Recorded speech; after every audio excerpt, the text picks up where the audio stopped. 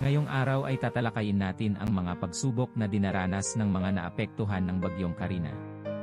Nais naming ipahayag ang aming pagdamay at suporta sa lahat ng naapektuhan ng malupit na bagyong ito.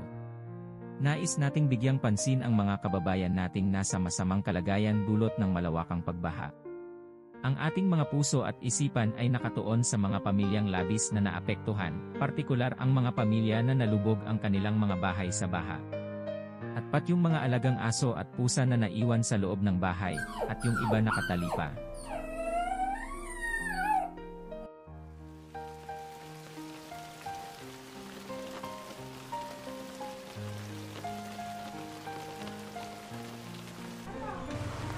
Natutulog ko kami, siguro mga madaling araw. May gumising nga lang ko sa amin mga bandang alas 5.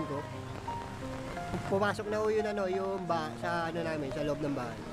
So, epekto nito sa mga residente, trauma, yung takot, yung pangamba, yung worry, lalo na pataas ng pataas yung tubig ngayong oras na to. Talaga ang aming panawagan, even kahapon pa po, is mag-force evacuation lalo na sa mga tabing ilog na nakatira. Ang bawat kwento ng mga apektadong pamilya ay puno ng lungkot at pagsubok.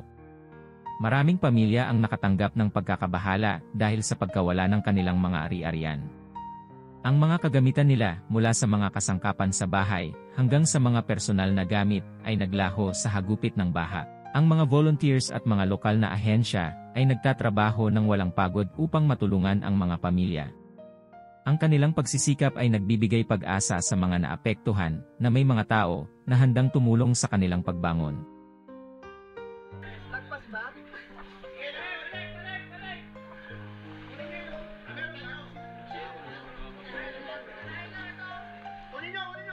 Oras na ito, higit sa lahat, ang pagkakaisa at pagtutulungan ay nagiging sandigan ng mga naapektuhang pamilya. Hinihimok namin ang bawat isa na magbigay ng kanilang suporta, mapadonasyon, volunteer work, o kahit sa pamamagitan ng moral na suporta. Ang bawat maliit na tulong ay may malaking epekto sa buhay ng mga naapektuhan. Ang pagbangon mula sa ganitong pagsubok ay hindi madali, ngunit tiyak na makakamtan natin ito sa tulong ng bawat isa. Naway magpatuloy ang ating pagtulong at pagkakaisa upang mapanatili ang pag-asa ng bawat pamilya. Maraming salamat po sa inyong oras at sa lahat ng inyong ginawa para sa mga naapektuhan.